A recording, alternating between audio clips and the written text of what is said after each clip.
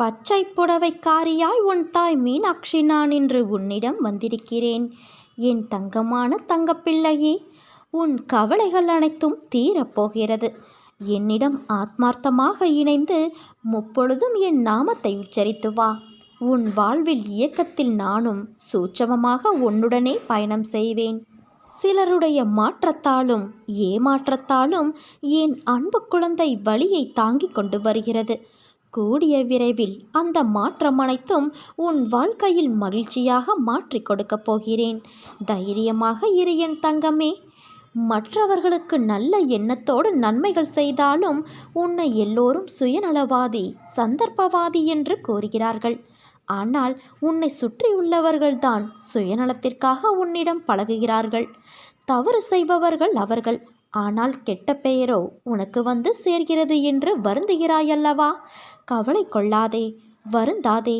சுயநலம் கொண்டவர்கள் என்று யாரையும் இங்கு குறிப்பிட்டு கூற முடியாது. ஏனென்றால் இன்று நன்மையாக உனக்கு தெரியும், அவர்களின் செயல்கள் நாளை தவறாக தெரியும்.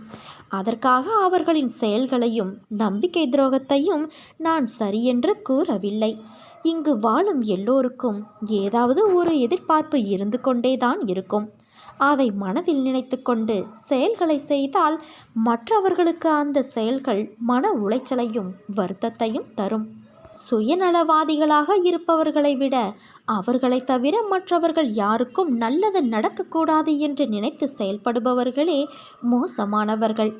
இவ்வுலகில் வாழ்பவர்கள் எல்லோருடைய உயர்வும் மேன்மையும் வீழ்ச்சியும் மாட்சியும் அவரவர்களுடைய வார்த்தைகளிலும் செயல்களிலும் தான் குடியிருக்கிறது.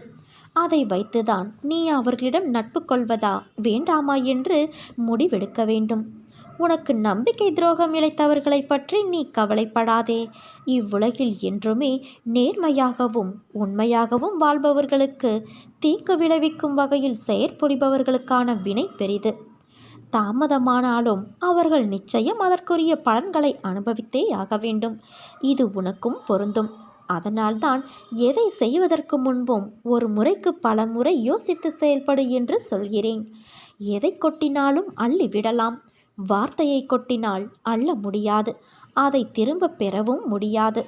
இயற்கையாகவே குறும்பு பிடித்தவர்கள், அதிக பிரசங்கிகள், வாய்ஜாலக்காரர்கள், அவதூறு பேசுபவர்கள், கேலியை நாடுபவர்கள், தன்னுடைய மேதாவித்தனத்தை பற்றி மட்டுமே பெருமை பேசி வாத பிரதிவாதம் செய்பவர்கள், இவர்கள் எவருமே என்னுடைய மேன்மையையும் முக்கியத்துவத்தையும் அறிய மாட்டார்கள்.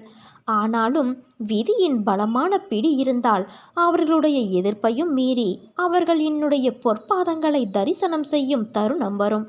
அது அவர்களின் பூர்வ ஜென்ம புண்ணியத்தின் பலனே ஆகும். ஒன்றை மட்டும் தெரிந்து கொள்.